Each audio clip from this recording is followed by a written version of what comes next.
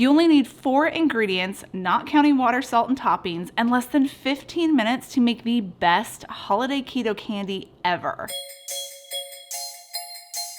This keto toffee recipe is the perfect combination of buttery, sweet, and salty. And since it's easy to make and it keeps for a long time, you can always have some on hand so when those holiday cravings hit. So let's get to cooking so I can show you how easy this is to make.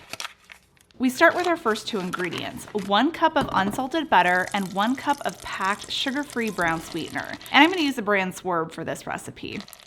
Now, I tried making this toffee with just regular granulated white sugar-free sweetener, and it tasted good, but it didn't have that classic caramel toffee color. So that's why you want to use brown sugar-free sweetener. Then add in 2 tablespoons of water and 1/2 teaspoon of salt. And you want to heat this in the saucepan over medium heat and bring it to a boil. And we're going to let this cook until it reaches 300 degrees on a thermometer. How'd that get in there? At 300 degrees, this is technically the hard crack stage for candy making, although we're using a sugar-free sweetener, and I noticed after testing this recipe several times that it was never truly at that hard crack stage. It was more medium crack. I mean, it could have been because I had too much butter, but I love the flavor. So you're just gonna have to learn to love medium crack toffee. And make sure you stir this often. This is gonna help get some of that moisture released.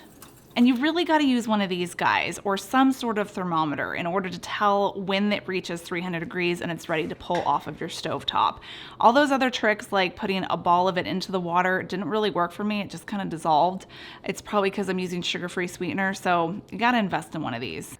While we wait for our toffee to reach 300 degrees, I'm gonna make up some hot cocoa to go with my toffee. But this cocoa is gonna have something special in it. I'm gonna add in some electrolytes to help keep me hydrated this winter. I find myself drinking less water over the winter months, so that's where Element Electrolytes comes in and helps save the day. And I'm super excited to partner with Element because they came out with new flavors for this holiday season. They have chocolate caramel, mint chocolate, and of course their chocolate salt. I can easily make a keto peppermint mocha using their mint chocolate flavor. Just pour in some coffee. Okay, so this isn't really a plain hot chocolate. Of course, I'm adding coffee into it. Coffee goes with everything. And a splash of heavy cream and a packet of Element mint chocolate. I don't even miss Starbucks. This Element chocolate medley is available for a limited time only while supplies last. And of course, you can get a free sample pack with any Element order. That's 8 single serving packets free with any Element order. You just have to get yours at drinkelement.com/KetoFocus.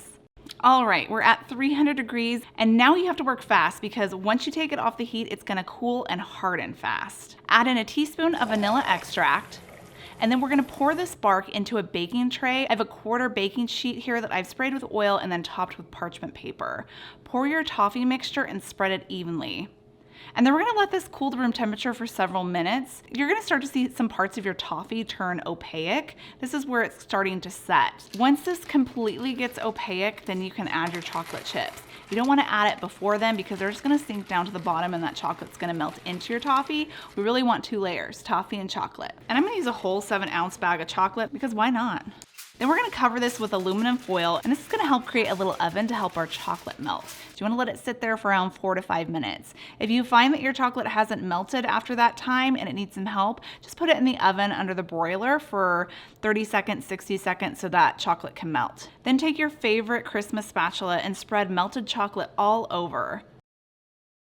I like to top it with some flaky sea salt and some chopped pecans, and then you'll refrigerate this for 1 to 2 hours.